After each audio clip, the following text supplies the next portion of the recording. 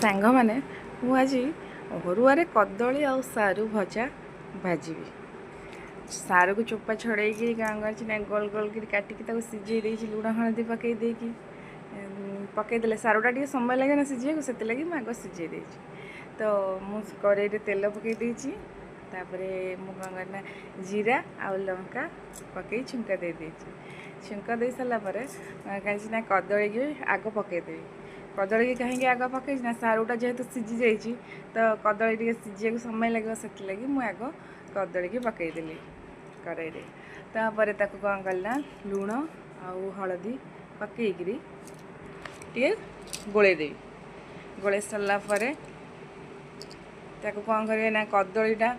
टे सीझे जेहेतु समय लगे तो से लगी